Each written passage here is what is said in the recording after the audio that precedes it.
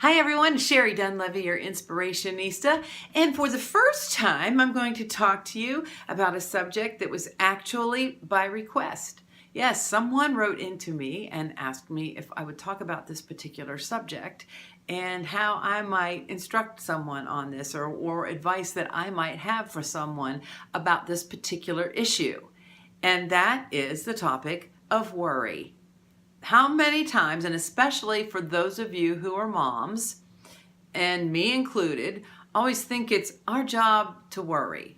I know that I got that from my mom, and she probably got that from her mom, but I'm not just talking about our children. I'm talking about so many different things in life that we worry about, that we fret about, that keeps us tossing and turning and up at night and not well rested and really disturbs us from the inside out because we just can't let go. We keep ruminating and going over it, worst case scenario after worst case scenario after worst case scenario about a potential problem that we might run into or a difficult conversation that we might have to have, the confrontation that can arise as a result of that.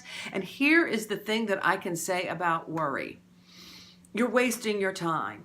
There's nothing that worry can do that is going to enhance your life whatsoever. Not one positive thing comes out of worry. I really can't think of one, not one.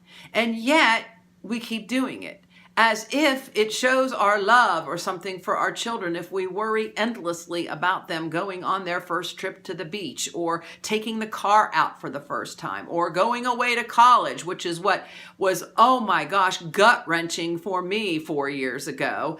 In fact, I remember sitting out in the parking lot of the radio station before I was going on for my show and just having an absolute emotional breakdown because I didn't think that I had prepared my son well enough for college. And it wasn't until we dropped him off at the door and the other students were greeting him and I saw this huge smile on his face and this brightness. And then I realized, you know what? He is ready. And I can't sit at home and worry about what he's going to do. I can't, because I would make myself absolutely sick and probably none of it is going to happen. And my son has had a wonderful experience in college. And you know what? I've had a wonderful, enjoyable life because I haven't wasted a lot of time worrying about things that may or may not happen. You know what? You have no control.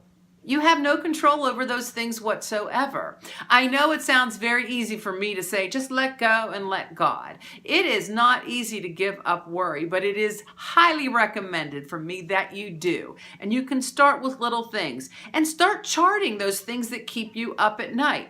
I really think that if you take inventory of all the things that you're worried about, and when it comes to fruition and you find out on the other end that all that worry is for naught, and you write that down and you keep track, it's going to be a lot easier for you to let go. You know, it never turns out like we think it is, and our brains are just wired to go to the worst case scenario. So the next time you're worrying about something, just try to let it go. Realize that this is your brain just going to the negative automatically and know that most times it's not going to be nearly that bad. So I don't know if I've addressed this for you, Jeffrey, but thank you for the topic. And if you have any topics that you'd like me to go over and talk about, I would love to do it. I'm Sherry Dunlevy, your Inspirationista, and I hope you have a wonderful day.